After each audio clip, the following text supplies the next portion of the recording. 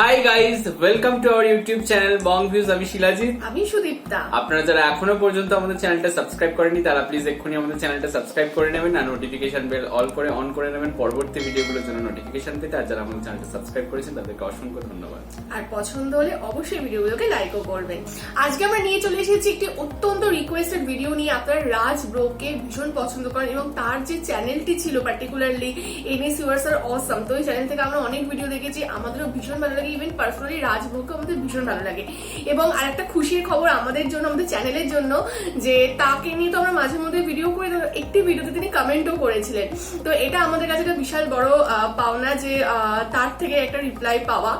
So যাই হোক, তো এই রাজব্রোর চ্যানেলে একটি নতুন ভিডিও আপলোড হয়েছে। যদিও আমরা যেদিন শুট করছি সেই দিন হিসেবে প্রায় 8-9 দিন হয়ে গেছে, কিন্তু আপনারা প্রচুর রিকোয়েস্ট করেছিলেন এই পার্টিকুলার ভিডিওটির জন্য, তার জন্য আমরা ভিডিওটি নিয়ে এসেছি। তো ভিডিওটির টাইটেল হচ্ছে রাজব্রো মোটো ব্লগ 2। তো চলুন কথা না বাড়িয়ে ভিডিওটাকে আমরা দেখে নিই। আর ভিডিওটা যদি কপিরাইট ক্লেমের জন্য ব্লক হয়ে যায় তাহলে সম্পূর্ণ ভিডিওটা আপনারা আমাদের ফেসবুক পেজ বা ইনস্টাগ্রাম পেজে পেয়ে যাবেন। আর ফেসবুক পেজ বা ইনস্টাগ্রাম পেজের লিংক আপনারা আমাদের ডেসক্রিপশন বক্স বা ফার্স্ট পিন কমেন্ট থেকে পেয়ে যাবেন। তাহলে চলুন সবাই মিলে ভিডিও দেখা শুরু করি।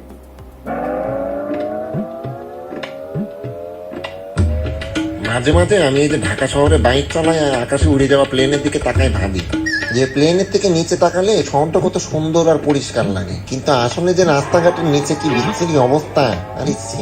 আরে রাস্তাঘাট তো তাও বুঝলাম, কিন্তু এখানে এমন এমন কিছু জিনিস দেখা যায়। আর দেখো ইচিং বিচিং খেলে বেড়াচ্ছে রাস্তার ভিতরে, মানে এমন এমন সব প্রাণী থাকে আমাদের দেশে, বুঝতে পারলে তো। মানে মাঝে মাঝে তো আমার মনে হয় যে এটা আসলে একটা মাল্টিভার্স। মানে মনে করো যে নিত্য নতুন অ্যাভেঞ্জার সব রাস্তাঘাটেই ঘুরে বেড়ায়। এই দেখো বলতে না বলতেই চলে আসছে। মানে বাংলাদেশে বাইক চালাতে গেলে কিছু আবোল তাবোল সিন তোমার প্রতিদিন মনে করো যে দেখাই লাগে। হ্যাঁ, অবশ্য হবে না কেন, যেখানে পুলিশের গাড়ি মাঝে মাঝে রং সাইড দিয়ে আসতে দেখা যায়, সেখানে তো নর্মাল মানুষজন এসব করার মোটিভেশন পাবে, তাই না? তোমরা রং সাইড দিয়ে আসছো কিসের জন্য? ঠিকই আছে, আমি আগের ভিডিওতে বলেই দিয়েছিলাম যে আমার সামনে আছে উল্টোপাল্টা কোনো কিছু করলে নেক্সট ভিডিওতে তুমিও সামনে চলে আসবা, কিন্তু আসলে যে সামনে পুলিশের গাড়ি চলে আসবে এটা আমি কল্পনাতেও ভাবিনি, বিশ্বাস করো। যদিও ঢাকা শহরে বাইক চালাতে গেলে আসলে সামনে যে কখন কি চলে আসে বলা কঠিন, মানে যখন তখন যা তা হয়ে যেতে পারে, বুঝতে পারলে? মানে সামনের রাস্তা খালি পাওয়ার জন্য মনে করো যে ভোরবেলা হচ্ছে যে একেবারে পারফেক্ট টাইম, একেবারে পুরো রাস্তায় খালি থাকে, কিন্তু ভর দুপুরবেলা যে রাস্তার অবস্থা কি থাকে, আর যে যার ইচ্ছা মতো রাস্তা পার হচ্ছে। হ্যাঁ, অথচ সামনে জেব্রা ক্রসিংটা পুরোটাই খালি, মনে হচ্ছে যে আমি কোনো শিশু পার্কের ভিতর দিয়ে বাইক চালাচ্ছি। যদিও আমরা বাইকাররা একদিক দিয়ে অনেক লাকি যে রাস্তাঘাটে হাজার জ্যাম থাকলেও আমরা একটা চিপা চাপা পাইলেই ওর ভিতর দিয়ে মনে করো যে একেবারে সামনের দিকে চলে যেতে পারি। আর তোমরা যারা গাড়ি চালাও তারা মনে করো যে চার চাকানে রাস্তায় জ্যামে দাঁড়ায় থাকবে, আমরা বাইকাররা তোমাদের পাশ দিয়ে বেরোয় চলে যাবো, এটাই তো স্বাভাবিক, তাই না? তাহলে এসে যত বড় জ্যামই তোমরা পাকাও না কেন, হ্যাঁ, দেখবা যে আমরা বাইকাররা ওখানে এসে একদম বুকে সৎ সাহস নিয়ে জটলাটা বোঝার চেষ্টা করছি। তারপর দেখবা তোমরা গাড়ি নিয়ে যেখানে বসেছিলে ওখানেই বসে আছো, আর তোমাদের সামনে দিয়ে কিভাবে সিস্টেম করে আমরা ওই জায়গা থেকে বাইরেও চলে আছি। জানি যারা গাড়ি চালাও তাদের হয়তো বা এরকম সময় হেভি আকারে মিজাজ খারাপ হয়, এখনো হয়তো বা হচ্ছে। এখন একটা সত্যি কথা বলি, আমি যখন গাড়ি চালাই না তখন আমারও বাইকারদের এসব কাজ বাজ দেখলে মিজাজ খারাপ হয়। এখন চুপচাপ বসে ভিডিও দেখো, আই লাভ ইউ। তবে হ্যাঁ, মাঝে মাঝে তোমরা ফাঁকা রাস্তায় গাড়ি ঘোরাতে যায় একদম জ্যাম ট্যাম বাদে একাকার অবস্থা করে ফেলো। যেমন ধরো যে এই গাড়িটা গেলে ওখানে জ্যাম বাঁধা শুরু হবে, আর তোমরা জ্যাম বাঁধাও আর যাই করো, ওর ভিতর দিয়ে জায়গা থাকলে আমরা বাইকাররা ফচাং করে ব্রেক মেরে ওর ভিতর দিয়ে কিন্তু বাইরে চলে আসবো। এই জন্য তোমরা কিন্তু মাইন্ড করতে পারবা না, ঠিক আছে? অবশ্য আমরা মাঝে মাঝে এভাবে বের হয়েও তেমন কোনো লাভ হয় না, বুঝতে পারলে তো। কেন জানো? এই দেখো কাহিনীটা দেখো, মানে মনে হচ্ছে যে ও বাড়ির থেকে নিয়ত করে বাইর হয়েছে, হ্যাঁ, যে আজকে সারা কোনো হর্নই শুনবো না। সুতরাং দেখো গাড়ি চালাই আর বাইক চালাচ্ছি তো আমরা ওই বাংলাদেশে, তাই না? মানে হর্ন কেন, এদের কানের গোড়ায় যায় যদি বোমও ফাটাও তাও দেখবা যে ওই সুষম গতিতে আগাতে থাকবে, হ্যাঁ, কানেই করবে, ওরা সাইড দাও। হ্যাঁ, ওরা ঠসা কোথাকার। আমি আগেও বলেছিলাম যে এমন প্রাণীদের জন্য রাস্তাঘাটে অনেক অ্যাক্সিডেন্ট হয়। ও আমি তো বলতেই ভুলে গেছি, আমি তো আবার অ্যাক্সিডেন্ট করেছি। আরে সে এক মাথা নষ্ট অ্যাক্সিডেন্ট। আরে মাথা নষ্ট মানে মাথা তো মনে করো যে ফাটিয়ে যেত যদি অ্যাক্সিডেন্টের টাইমে এই হেলমেট আমার পরা থাকতো, কারণ এর তো কোনো সেফটিই নাই। কিন্তু কপাল ভালো যে ওই সময় আমার এই এলএস2 হেলমেটটা পরা ছিল। আরে মনে করো যে আমার সামনে একটা গাড়ি হেভি জোরে যাচ্ছিল, বুঝতে পারলে তো, কিন্তু হঠাৎ করে গাড়িটা ব্রেক মারি, কিন্তু আমি ব্রেক মারিনি, আমি ডিরেক্টলি গাড়ির যা ঢিপ মারি দিচ্ছি, কিন্তু তারপরে না অ্যাক্সিডেন্ট হয়ে গেল। কি একটা কাজ বলো তো। ওই গাড়ির পিছনে কাঁচ মাছ ফেটে গেছে, কিন্তু আমার মাথার কিচ্ছু হয়নি। যা গেছে আমার এই হেলমেটের উপর দিয়ে গেছে। যদিও আমার বাইকের অনেক জায়গা ভেঙে গেছিল, কিন্তু আল্লাহর রহমতে এই হেলমেটের কারণে আমি বেঁচে গেছি। কিন্তু আমার এই জঙ্গলি মার্কে এই হেলমেট পরা থাকলে আমার টাক ফেটে যে কই চলে যেত, এই মোটো ব্লগ 2 আর বেরোতো না, বিশ্বাস করো। একটা কথা সিরিয়াসলি বলি, এই জীবনের মূল্য কিন্তু সময়ের থেকে অনেক বেশি। এমনকি জীবনের মূল্য কিন্তু হেলমেটের থেকে অনেক বেশি। সুতরাং হেলমেট কিনলে এলএস টুর এরকম একটা ভালো হেলমেট কিনে রাখবা, তারপরে ইচ্ছা মতো অ্যাক্সিডেন্ট করবা, কোনো সমস্যা নেই। আরে কি বললাম, মাথা টাথা খারাপ হয়ে গেছে। আরে মাথা তো খারাপ হবেই, বাংলাদেশে বাইক চালালে কারো মাথা ঠিক থাকে? দাঁড়াও, কোলের ভিতর চলে আসছে দেখো। যদিও ফ্লাইওভারের উপরে ফাঁকা রাস্তায় মনে করো যে বাইক চালালে আমার মাথায় একেবারে ঠান্ডা হয়ে যায়, হ্যাঁ, কিন্তু মাথায় আগুন ধরে যায় তখন যখন কোনো একটা জরুরি প্রয়োজনে আমি ধরো যাচ্ছি, হ্যাঁ, তখন ফ্লাইওভারের উপরে জ্যাম বাঁধার পরে যখন নিচে তাকাই দেখি যে নিচে খালি ছিল, তখন কি বলতে ইচ্ছা হয় তোমরাই বলো। আরে ঘুমাচ্ছে এর ভিতরে। মানে সত্যি কথা বলতে ঢাকা শহরে বাইক চালাতে গেলে মিজাজ ঠিক রাখাটা আসলে অনেক কঠিন একটা ব্যাপার। এই যেমন ধরো এই সিএনজি এলার কাজ দেখো, সে নিজেও যাবে না, আমাদেরকেও দেখে কি বলতে ইচ্ছা। ওই দেখো দেখো সামনে কিন্তু জায়গা ছিল, হ্যাঁ, শয়তানি করে বসেছিল। আবার থামে তুমি। আচ্ছা ও করছে ডাকি, ও নিজেও যাচ্ছে না, আমাদেরও পথ কে রেখে দিচ্ছে। দাঁড়াও দাঁড়াও, বেরোয়নি। মানে শান্তি করে যে একটু বাইক চালাবো, দেখেছো তো মিজাজ কিভাবে ঠিক রাখবো তুমি বলো। এই দেখো আর একদিন ওসামা বিন হুসাইন বল, হ্যাঁ, আর পিছনের জন তো বাসার থেকে নামেই মোবাইল বের করে দেখলো যে রাজব্রোর মোটো ব্লগ 2 অলরেডি আপলোড হয়ে গেছে, হ্যাঁ, আসলে নিজেও এই ভিডিওর ভিতরে আছে। মোটো ব্লগ 1 তো মনে করো যে আমি আমার বাইক দুটো সম্পর্কে অনেক কিছুই বলেছিলাম, কিন্তু লজ্জায় আমি আমার বাইকের ইঞ্জিন সম্পর্কে কোনো কিছু বলতে পারিনি, বুঝতে পারলে তো। বাজারের ওইসব নকল ইঞ্জিন অয়েল দিতে দিতে মনে করো যে আমার বাইকের ইঞ্জিন পুরো ঝাঁঝরা হয়ে গেছিল, কারণ আমার ইঞ্জিনের অবস্থা তখন যা ছিল। আরে আমার তো মাঝে মাঝে মনে হতো যে আমি বাইক না সিএনজি চালাচ্ছি। কিন্তু এখন আমি আল্লাহর রহমতে অনেক সুখে আছি, কারণ এখন আমি একটা জেনুইন ইঞ্জিন অয়েল পাইছি, আর এই ইঞ্জিন অয়েলটার নাম হচ্ছে যে স্যাপসল। তোমরা অনেকেই বলতে পারো যে আমি মনে হয় প্রমোট করছি বলে ভালো ভালো কথা বলছি, কিন্তু আমি প্রমোট করার জন্য তো আমার নিজের বাইকের টেস্ট মারবো না, তাই না? সুতরাং আমি যেটা বলছি আমি বুঝে শুনেই বলছি, বুঝতে পারলে তো। আর আমার মতো তোমরাও বলবা যখন তোমরাও এই ইঞ্জিন অয়েলটা ইউজ করবা। প্রথম আমার ভেঙে দিতে একটু টেনশন হচ্ছিল, কারণ এটা একটা স্পোর্টস বাইক, কিন্তু দেওয়ার পরে কি হয়েছে জানো?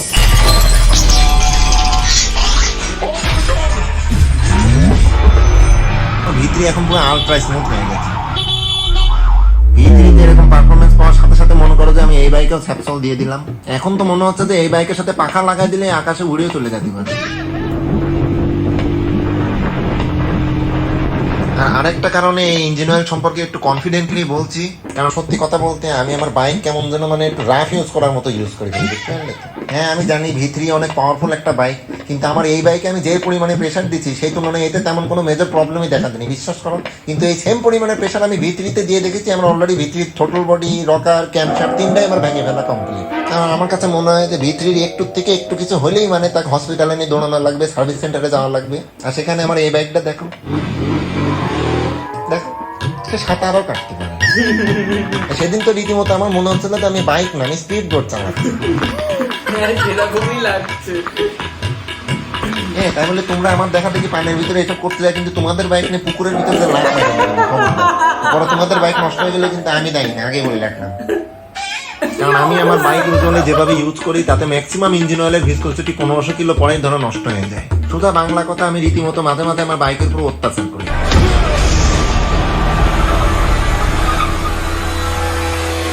কিন্তু লাস্ট 3 মাস ধরে আমি ইঞ্জিন অয়েলটা ইউজ করছি, এটার ভিসকোসিটি মনে করো যে আমি টানা 2500 কিলো পর্যন্ত একদম ঠিকঠাক পাইছি।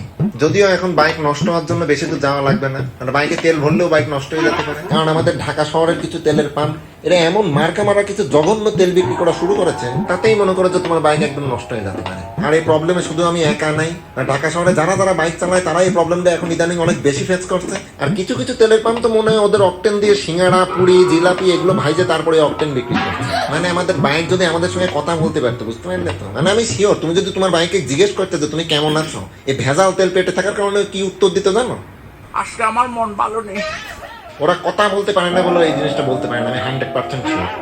কিন্তু খুদার কসম, এই যেসব তেলের পাম্পগুলো এই যে ভেজাল তেল বিক্রি করছে না, হ্যাঁ, এই তেল বেচা বন্ধ করো, নাহলে কবে দেখবা যে আমি কোনো স্পন্সরশিপ ছাড়াই তোমাদের তেলের পাম্পে যাই উল্টো পাল্টা ভিডিও করে তোমার ব্যবসার টেস্ট মারে পিছন দিয়ে লাল বাতি জানলায় বাঁশ ঢুকাই দিয়ে চলে আসছে।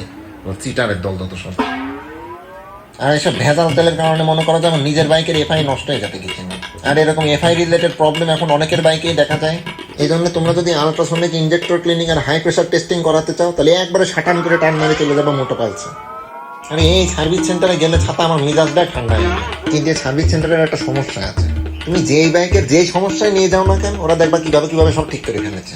আবার মনে করো যে তোমার বাইকের কি কি সমস্যা আছে এটা ওরা একটা কম্পিউটারাইজ ডিভাইস দিয়ে সব ফাইন্ড আউট করে ফেলতে পারে। আবার ধরো ওখানে বাইক সার্ভিসিং করতে দিয়ে পাশে একটা কাঁচের এসি রুম আছে, বুঝতে পারলি তো? ওখানে ঢুকে একদম চুপ করে বসে ইউটিউবে ভিডিও দেখবে, কেউ তোমার কিচ্ছু বলবে না। মানে মনে করো যে রুমে এসে সোফায় একেবারে চেগায় শুয়ে ইউটিউবে ঢুকে আমার ভিডিও দেখতে থাকবে আর ওইদিকে তোমার বাইক সার্ভিসিং চলতে থাকবে। মজা না? বেয়াদব কোথাকার। সত্যি কথা বলতে তুমি যদি একবার এখান থেকে তোমার বাইক সার্ভিসিং করাও তাহলে পরের বার তুমি নিজেই আসবে, মানে বাইক একেবারে নতুনের মতো হয়ে যায়, বুঝতে পারলে তো? কারণ এখানে যারা আসলে সার্ভিসটা দেয় তারা মনে করো যে সবাই অনেক বেশি এক্সপেরিয়েন্স। মানে মনে করো যে গুগল ম্যাপে দেয় মোটো পালস লিখে সার্চ দিয়ে এক টান দিয়ে চলে আসবে, তারপর দেখবা যে তোমার বাইক একেবারে নতুনের মতো হয়ে গেছে।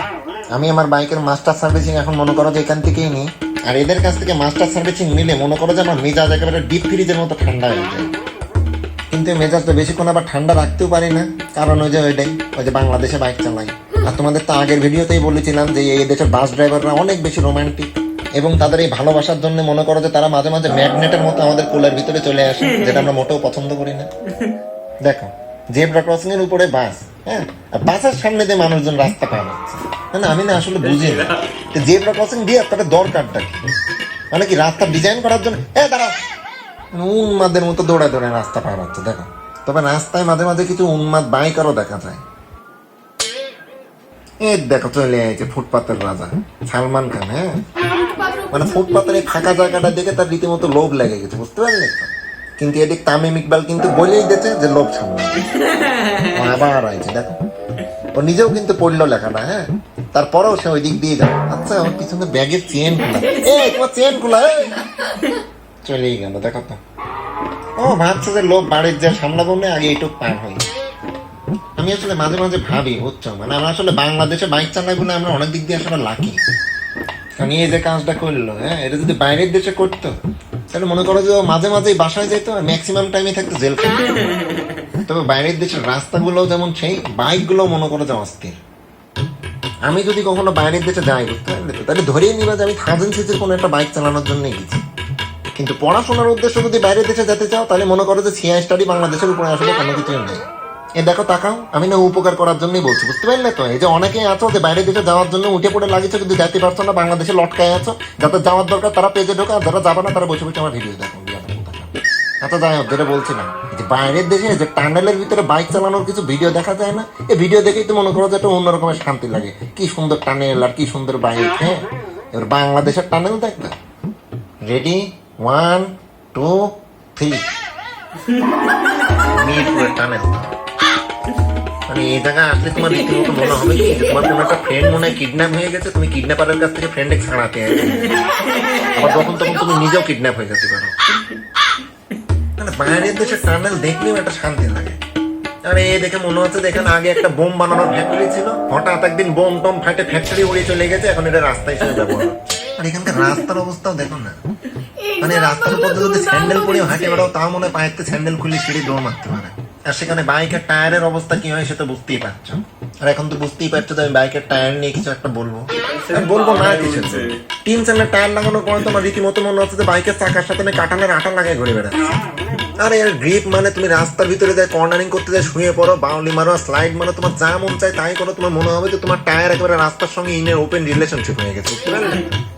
আমি আমার বাইকে মনে করো যে 3 চালের মিলিটারি স্ট্রিট গিফট TS689টা ইউজ করছি।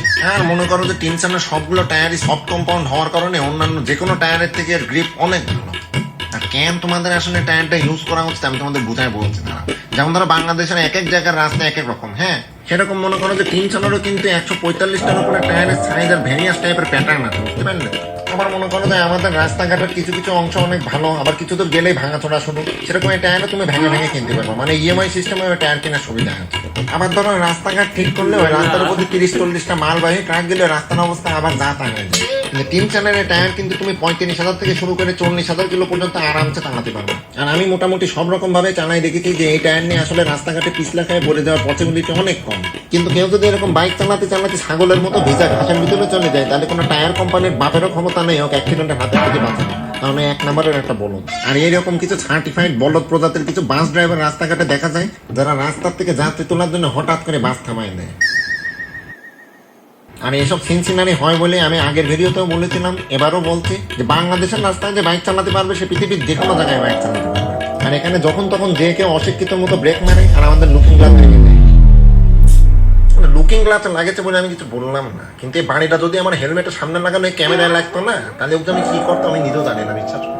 কারণ ক্যামেরাটা দিয়ে তো পুরো ভিডিওটা শুট করা হচ্ছে। আর এটা আমার অনেক পছন্দ, কারণ এটা 100% অরিজিনাল। আর তোমাদেরও যদি আমার মতো এরকম 100% অরিজিনাল জিনিস পছন্দ, তাহলে চলে যাবে অ্যাপেল গ্যাজেটসে, যেখান থেকে আমি ক্যামেরাটা নিচ্ছি। আর এই দোকানে শুধু ক্যামেরা না, মনে করো যে মোবাইল থেকে শুরু করে মনে করো যে ম্যাকবুক, আইপ্যাড, সব ধরনের tab, lifestyle, smart gadget, headphone, মানে কি নাই এখানে। আবার সবই 100% অরিজিনাল। আবার এসব অরিজিনাল জিনিসপত্র তুমি এই দোকানের থেকে ইএমআই সিস্টেমেও কিনতে পারবা। দেখো তো কি বলতে ইচ্ছা হয়। আবার তুমি চাইলে ওদের সাথে প্রোডাক্ট এক্সচেঞ্জও করতে পারবা।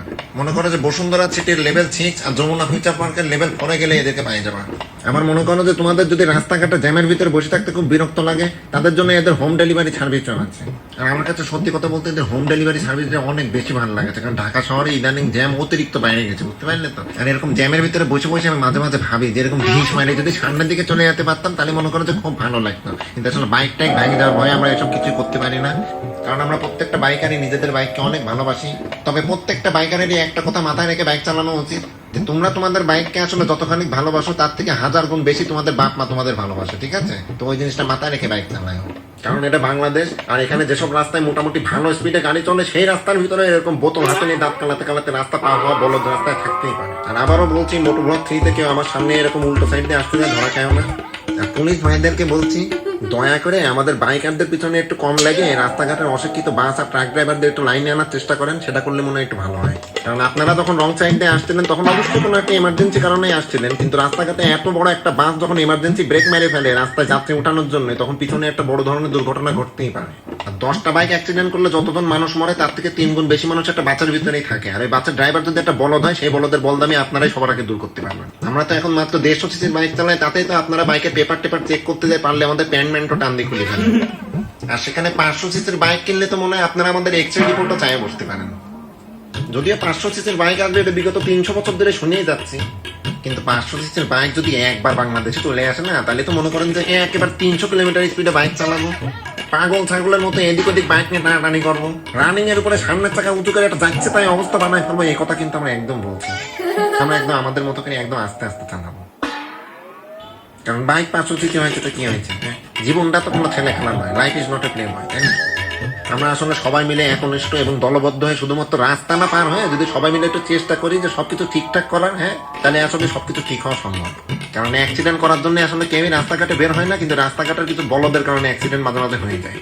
কিন্তু সবাই মিলে চেষ্টা করলে আসলে অনেক বড় বড় দুর্ঘটনাও কমানো সম্ভব। কিন্তু সবাই মিলে সবকিছু করলেও আমার ভিডিও আমার নিজেরই এডিট করা লাগে, আর তার উপর দিয়ে মোটো ব্লগটু আমি এমনি অনেকদিন পরে দিচ্ছি বলে ভাবলাম যে একটু বড় করেই বানাই, এই জন্য আরো দেরি হয়ে গেছে। দেখো তো কি বলতে ইচ্ছা হয়, দেখো তাকাও, আমার এটা বানাতে কিন্তু হেভি কষ্ট হয়েছে, বুঝতে পারলে তো? এখন সে আনতাম আই লাভ ইউ টু।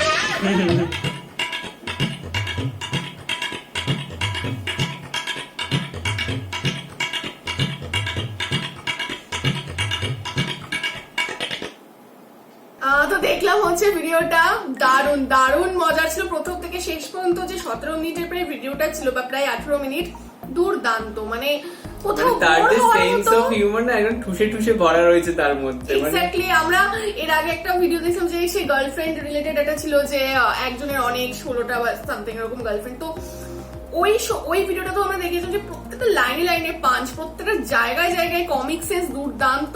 তো এখানেও তাই, মানে এই যে এতক্ষণের একটা ভিডিও, বাট আপনি কোথাও বোর হবেন না, মানে প্রত্যেকটা একদম অন পয়েন্ট, প্রত্যেকটা আর আপনি না ভীষণ খুব রিলেট করতে পারবেন রাস্তায় বেরিয়ে, আপনার সাথে যে জিনিসগুলো ঘটে সেম জিনিসগুলো তিনি মজার ছলে দেখালেন। এক্স্যাক্টলি, ইভেন তিনি যে মানে যেভাবে এক্সাম্পল গুলো দিয়েছেন, টানেলের যে এক্সাম্পলটা দিলেন যে বোম ব্লাস্ট হয়ে গেছিল, ফ্যাক্টরি ছিল, তারপর এটা তো মানে শুধু এটা না, আরো যে কটা এক্সাম্পল তিনি দিয়েছেন, মানে একদম চরম চরম, মানে আপনি হাসতে বাধ্য। আর এখানে খুব বাস্তব কিছু সত্যি কথা বলেছেন যে এরকম বাইক চলে কিন্তু অনেক সময় বাস কি হয় যাত্রী তোলার জন্য হঠাৎ করে দাঁড়িয়ে যায়, তো পেছনের গাড়িগুলো মানে অসুবিধায় পড়ে যায় এবং অনেক সময় অ্যাক্সিডেন্টও হয়। সেটা কিন্তু বাংলাদেশ বলে না, আমাদের এখানেও আমরা দেখতে পাই। ইভেন এরকম এই এক ঝুন্ড মানুষ আর কি জেব্রা ক্রসিং ছাড়াই রাস্তা পেরিয়ে যায়, জেব্রা ক্রসিং বলে মনে হয় যেন আলপনা, তো সেটাও আমরা এখানেও দেখতে পেলাম। হ্যাঁ সেটাই তো, মানে সেটা আসল কাজে ইউজ হয় না।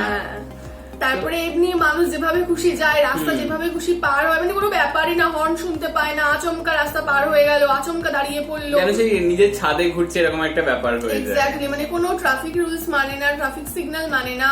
তো মানে সত্যি তাই, এই জিনিসগুলো মানে এটা বাংলাদেশের বা ঢাকার রাস্তা বলে নয়, এটা আমরা যে কোনো লোকাল রাস্তাতেই আমরা দেখতে পাই, আমাদের দেশেও তাই, একই সব জায়গায় একই ব্যাপার। আর ইভেন তিনি তার যে কমিক সেন্স বা তার যে সেন্স অফ হিউমার, মানে চরম চরম। তিনি মানে যে টানেলের যে জিনিস রাস্তাটা দেখালেন সেরকম অনেক রাস্তা আমাদের ইন্ডিয়াতেও দেখা যায়, মানে এরকম নয় যে শুধু বাংলাদেশেই রয়েছে।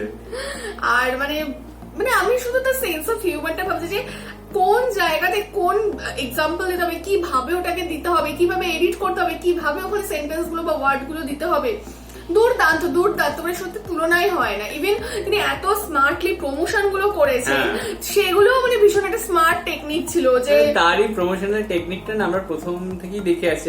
আগে একটা দেখেছিলাম মানে ফোনের একটা রিভিউ দিয়েছিলেন, সম্ভবত রিয়েলমি কিছু একটা ফোন ছিল, তার আমরা মানে রিয়াকশন দিয়েছিলাম, তো সেখানেও এত সুন্দর পাঞ্চ গুলো দিয়েছিলেন। তো সেম এই জিনিসটা তো দেখলাম, মানে অনেকগুলো জিনিস এখানে প্রমোশন করলেন, কিন্তু তারপরে মানে কোনোটার সাথে কোনোটা লিঙ্ক নেই। আর সব থেকে বড় কথা, আপনি আমরা অনেক সময় কি হয় প্রমোশনের জায়গাগুলো আমরা স্কিপ করে বেরিয়ে যাই, বাট এখানে এত সুন্দরভাবে জিনিসগুলোকে মানে কি বলবো, মানে মিলিয়ে মিশিয়ে দেখানো হয়েছে সাবজেক্টের ভেতরেই, যে ওরকম কোনো বোর হওয়ার মতো কোনো ব্যাপারই নেই।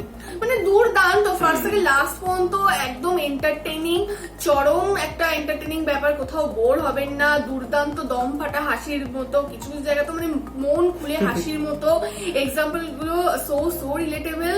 ইভেন তার যে কমিক সেন্স, বারবার আমরা এটাই বলছি, দুর্দান্ত, মানে এক কথায় ভিডিওটা দুর্দান্ত লেগেছে।